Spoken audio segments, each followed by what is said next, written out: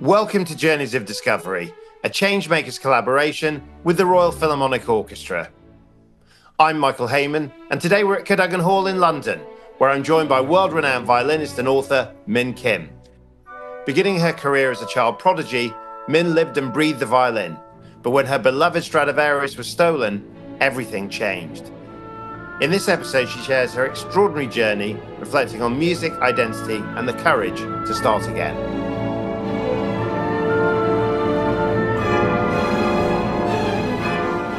Now, Min, welcome to Cadogan Hall. Welcome back to the Royal Philharmonic Orchestra as one of our very, very accomplished musicians. We are here at the rehearsals for Tchaikovsky's Violin Concerto. We've been watching those rehearsals together. Let's just start there in terms of somebody who has been watching from one seat, but might be much more used to sitting on another seat as a player in the orchestra. What was it like watching it? Oh, fantastic. I absolutely loved it. I mean, it feels like coming home anyway. The hall itself, I've played here, and the orchestra, of course. And, I was saying earlier, I was sort of looking amongst the orchestra and saying, there's Peter, and, so, yeah, it's lovely. I mean, the hall itself is such an intimate experience. I think that's what makes it quite unique, really. Yeah, but you said while we were sort of sat watching that it was you were playing along in your mind. How did that sort of manifest itself? Well, I mean, when you are so used to actually, playing in front of the orchestra, and actually I have played in orchestras as well, there's a sort of telepathy that happens that you catch. The conductor, so clear. I mean, her directions, I felt as though I was playing along with the other musicians, and it's kind of it's like a drug, isn't it? But it's also an energy. Yes, exactly. So there's and I always think when you watch that relationship between the conductor and the orchestra, and of course today seeing an overwhelmingly strings-based orchestra, it's sort of watching that sway, watching that whole kind of it's almost like watching like a shoal of fish. It is. I was going to say tidal, but so definitely water was in there, wasn't it? Completely. And I love the body language as well that happens with the orchestra. I mean, it's such a natural experience. And yes, exactly. I felt like I was part of it. And of course, with that kind of energy is the energy that you receive from the audience.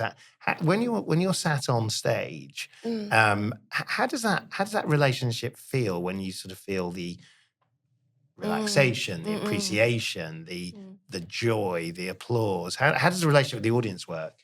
It feels as though you're breathing with the audience. You feel like you're also breathing with all the other musicians. It does become this collective experience. And as you say, the relationship and the energy in the room absolutely changes the live performance. And that really is the beauty. Yeah.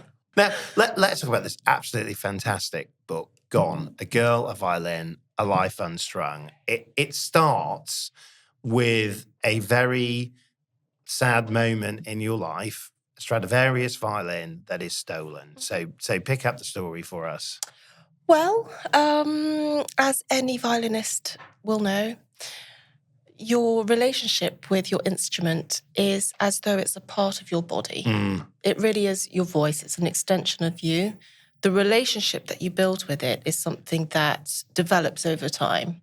I always think about my first meeting with my violin as exactly that. It's like meeting another person. So it's got a personality, there's absolutely. A relationship. It's got a heart, it's got a soul, it's got its own mind, it's got its own temperament.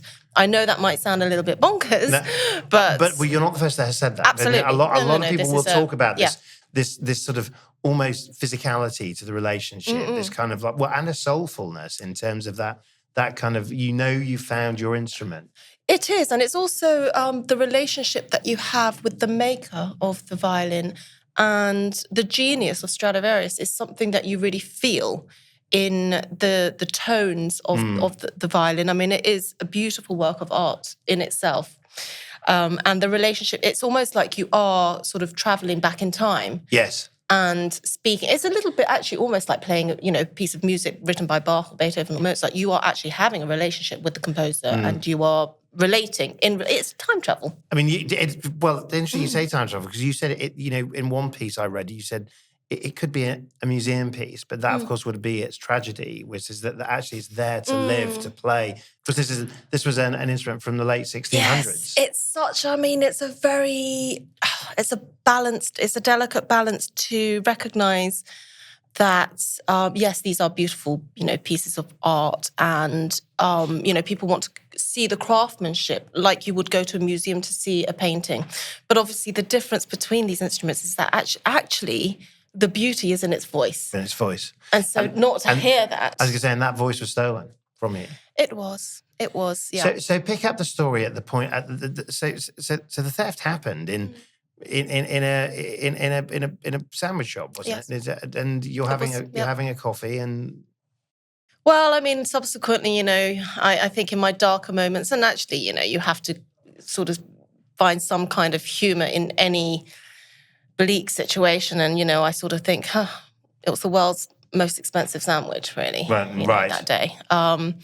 And I have relived that moment many, many, many times. I try not to let it define me, though, because, I mean, with any loss, and I did really struggle with it for a very long time, I thought I would wake out of this nightmare. And when I realised that actually it's real, this is happening, I had to find a way to reclaim my voice. So it was proper grieving, proper grief that you went through with this. Yes. And of course, subsequently, the police were able to apprehend the people that had stolen it and get the violin back. But you weren't able to take the violin back because you were underinsured. There were various reasons. Yeah, and that must have added an extra dimension to your.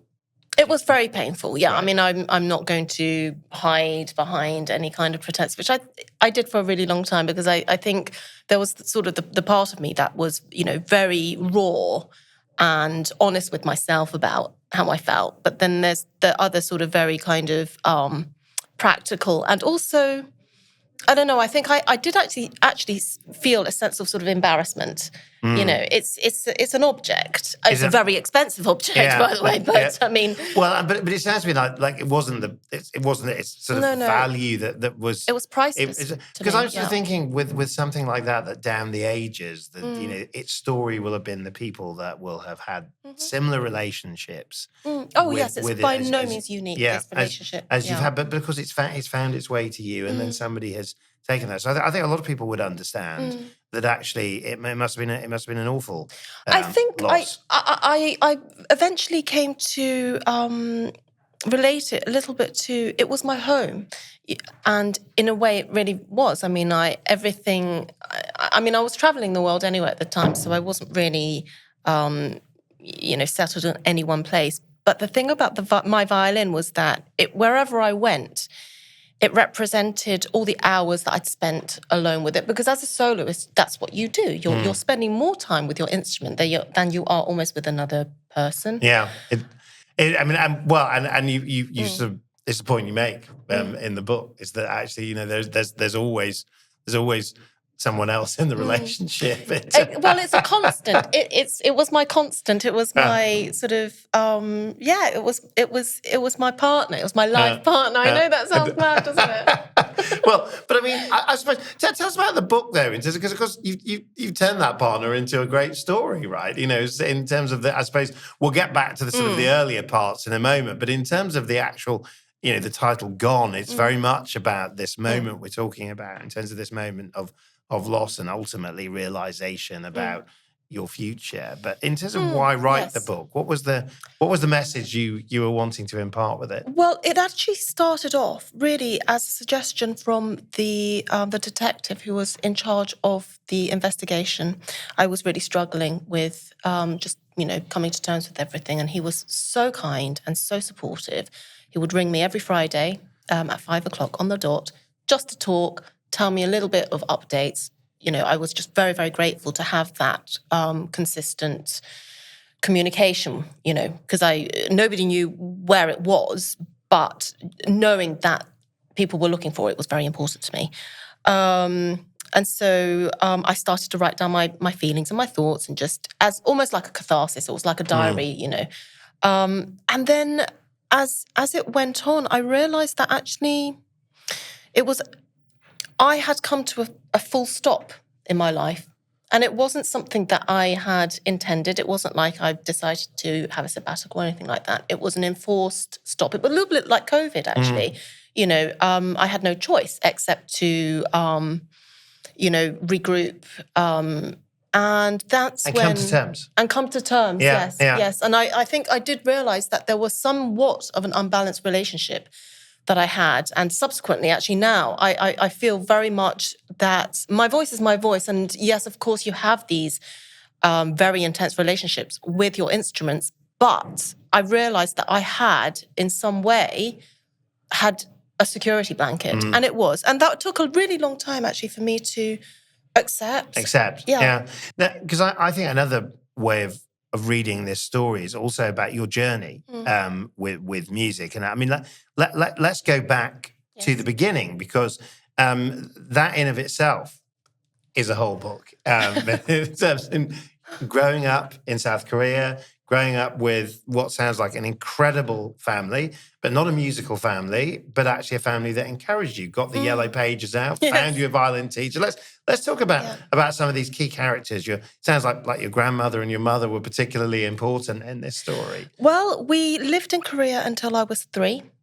But I spent a lot of time with my grandmother. I have an older sister, and so when I was born, I spent a lot of time with my grandmother, and she almost became like my second mother to me. And until we came to England, and I was just shy of a month from being 3 years old. And so it's that funny plastic age, isn't it? Right. And she was an incredible woman.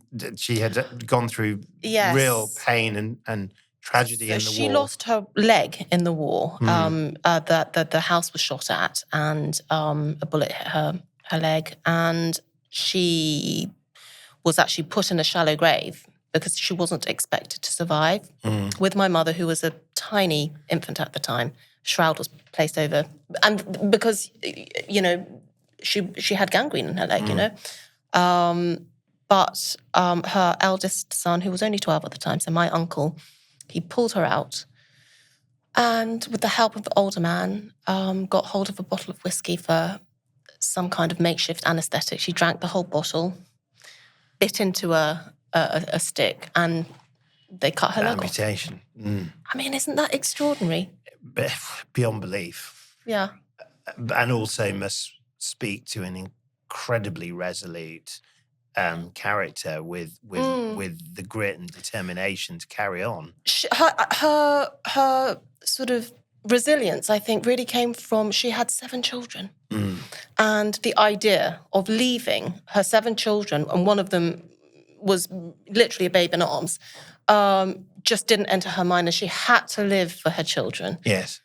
And she lived until she was 87 years old. So you were not short of role models growing up. You were, though perhaps short of musicians in terms of people, in terms of the people to actually give you those initial, I suppose, inspirations, perhaps. So that's not how did the interest in the violin sort of develop? Because you were to go on to very quickly to become a child prodigy of incredible talent and incredible ability. So my mother loved music, and when she was pregnant with me, so my parents had a very Korean traditional marriage where my father would go out to work. He would, put the week's wages down on the table. My mother would run their house. And every week she would put some money aside to buy her first hi-fi system. Oh. And her brother would send her records, and she joined this music club, and they'd listen to... What were the records? What was her sort of genre? Violin. Violin? Yeah. So she listened to Heifetz, Kyung Ha Chung, of course, the, amazing Korean violinist, maestro. Maestro? And so she listened to things like Mendelssohn Violin Concerto, Tchaikovsky, which we're going to hear tonight, Sibelius, Menuhin, Perlman. And so I am sure somehow that must have absorbed, because she would listen to this while she was pregnant with me.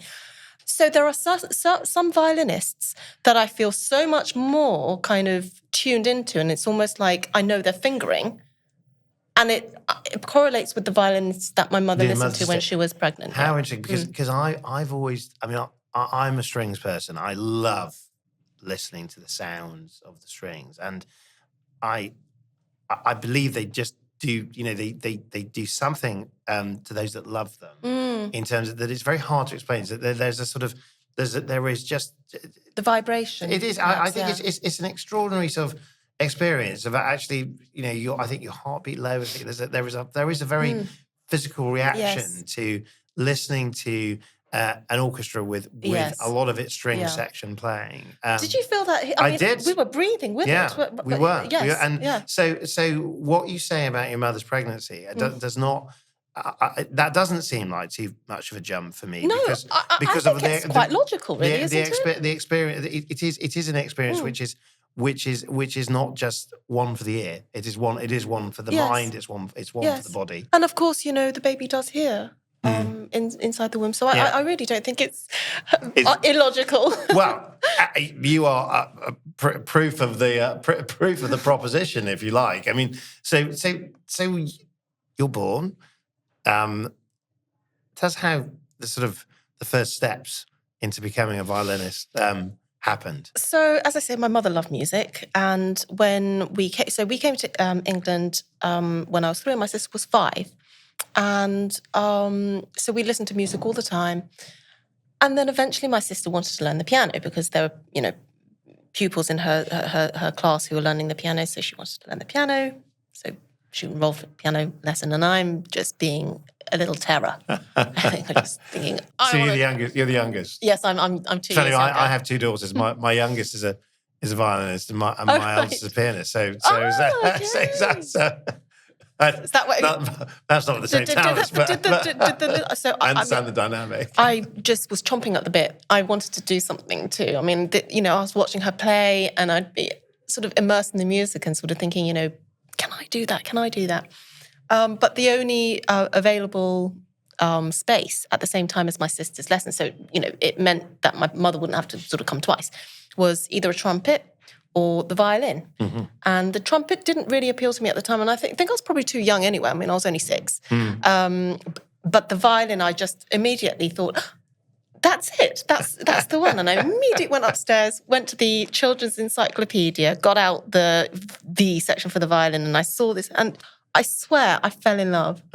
It was just the shape. I mean, it's such a beautiful looking. It is. It's as you say, the wood, the craftsmanship, everything. But it's also not. It's not the easiest of instruments. I mean, it's sort of I think perhaps you might feel it's easy because of the the incredible sort of level of accomplishment that you've achieved. But when did it sort of click? When did you sort of realize actually straight away actually, you were straight? Yeah, immediately. It just felt like me. It just felt like you. It just felt so natural. I mean, there are lots of instruments that didn't feel like that, to me. But the violin just felt like, of course, that's what I'm here for. So you could actually just. So you felt this is it. This is that, and actually what it could do, I guess, in terms of the sounds it could create. I loved the sounds that it could create. So my friend had a quarter-size violin, and before my first violin lesson, I was so excited. She let me borrow it, and I taught myself how to play Twinkle Little Star for my first lesson. But I loved the way, the thing with the piano, of course, is that all the notes are out. What I loved about the violin was that you can actually change the notes. I mean, that was just an incredible feeling of freedom, first of all. And empowerment, right? Yes, absolutely. Yeah. I don't think I thought about it in those terms, but it was just this incredible freedom of there's this almost like this canvas. Like play. You could actually play with it, and you could actually... Yes, and it just felt so natural. It just felt natural. So it just kind of started from there, really, yeah. And, of course, you went on very quickly to become as I heard one journalist ask you, a child prodigy, in terms of actually, I don't know how you relate to that phrase. Yeah. But a child of immense talent that, as you described it, the cuckoo in the nest. It's a very peculiar thing, actually. I was 6 when I started playing the violin, and I started hearing that term being described from that age, and it was quite bewildering because I didn't know what it meant. Because when you're growing up, every experience feels normal because it is your life, right? So I didn't quite understand what that meant. I think the only thing that I could relate to was that in the class that I started with, so I started at the same time with other children, and I kept being put, further and further up the Associated Board exams. And, within sort of 6 months, I'm playing with, 13, 14-year-olds. So that was quite a strange experience. Yeah, and pressure on your shoulders, and because that one of the other aspects of the book and your story has been, as well as, I suppose, finding your voice, feeling on occasion that you lost it also, and that there were pressures that led to anorexia, for example, and things that means that this is not just the easiest of stories to tell, is it? I think the minute professionalism comes into it, that's when things change. Right. I think for any child performer. What changes exactly? The expectations, and also that you're not doing it for fun anymore. There's a goal at the end of it. So I won a competition when I was 11, and I got my first agent and manager around the same time. And of course, I still loved playing, but I was aware of the dynamics that shifted. And, it's very nuanced because, of course, my teachers are not trying to put me under pressure, of course. But all of a sudden, I'm sort of in this new environment where there's an audience and people actually paying to come and hear me play. So, of course, there is just that added pressure. Exactly. And it's not that it stops being fun. More like, there's this perfectionism that comes into it that I didn't feel before. Right. And it strikes me from your story, Min, that on one level that this is about stages in your life where, as well as the tremendous opportunities that they've afforded, you've also had to find coping mechanisms in terms of how to deal with that. Yes. How tell us about that in terms of the I suppose, because some of this has been about mentors and teachers. Some of this has been about just maturity and how you realise things. I mean, just sort of bring that to life a bit for us. I mean, the thing is, it's hard being an adolescent for anyone, right? And being where I was, it was almost like a double-edged sword, actually, because I felt actually very privileged because when I did have my anxieties, like everybody does, I could actually retreat into the violin, and that became my home. So going back to a safe space, it was exactly that. But it was a sort of cycle. I would then become so kind of obsessive about getting everything perfect. I mean, there's that word again, perfect. It took me a really long time. So perfection. I mean, that's interesting, isn't it? So because what does that even mean? Well, but I suppose the thing is, like, with anybody who's in an elite profession, whether it's music or sport, or you are looking to push the boundaries of. I mean, I've noticed it with the RPO orchestras that they love the sort of the complexity, the challenge, the opportunity to do things which are different, which pushes you to sort of like get to that next level all of the time. I mean, someone said something when I was maybe about 12 or 13 that really resonated. And it was quite a famous saying, I think, which is that the difference between an amateur and a professional is that an amateur will practice until they get it right. And a professional practices until they can't get it wrong. Yeah, That's a good way of putting it. I mean, just a thought, but we're sort of moving towards the end of our time together. But I was just thinking, knowing what you know now, what's the advice you'd give to parents with very talented children that are the next Min, the next sort of prodigy that is sort of like on the way up, but facing probably very, very similar life challenges along the way? What's the parenting advice? I think that's a really interesting way that you put it, actually, which is don't compare. Right. The minute it's, there's an idea of being the next something or the next, it's already a losing battle, isn't it? It is, but of course it's invariably how society tends to deal with it, and of course that's what the pressure often is. I think it's such a sort of strange thing dealing with, and because I do actually mentor young students.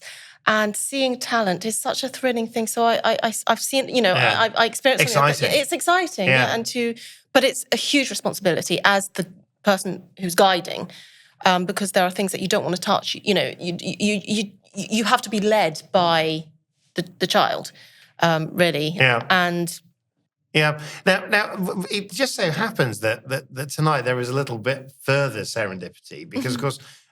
We have an acclaimed South Korean conductor, Shin Young-sung, who is conducting Tchaikovsky's Violin Concerto, which is just feels like it feels like it was meant to be this interview. That actually, I loved watching her conduct. By the way, I thought she had beautiful hands, and like I said, I felt like I was playing a real elegance, along with there? her. Oh, gorgeous! Yes, very clear. Yeah, but bit of pride. Absolutely, my goodness, yes. Because it's a great Seoul Philharmonic Orchestra. I do. It's sort of. It also sort of, I suppose, in some ways encapsulates the changing dynamics of music. That sort of new audiences, new traditions, new people. I mean, that's a wonderful part of the next chapter, isn't it? I think so. Well, change is always good. Yeah. Embrace change. I mean, what's the alternative? Yeah, I mean, it was what I really enjoyed about watching an orchestra that's not in its formal clothes, is actually just practicing, is that it's people. Yes. It's society. And it's so interesting, actually, because that they're concentrating so hard. You can really feel it. But they're not giving their all because it's the rehearsal and it's not the concert. But the concentration is palpable. And yet that they're not playing full on, and that tonight is going to come to life. It is like that. It's like they're at sort of half tilt. Yeah. Yeah. No, absolutely brilliant. Well, Min, thank you very much for sharing the story of Gone. Certainly gone, but not forgotten. I mean, it's a wonderful story, full of, I think, life lessons as well as really important stories. And thank you for sharing yours with us here at the RPO. Thank you for having me.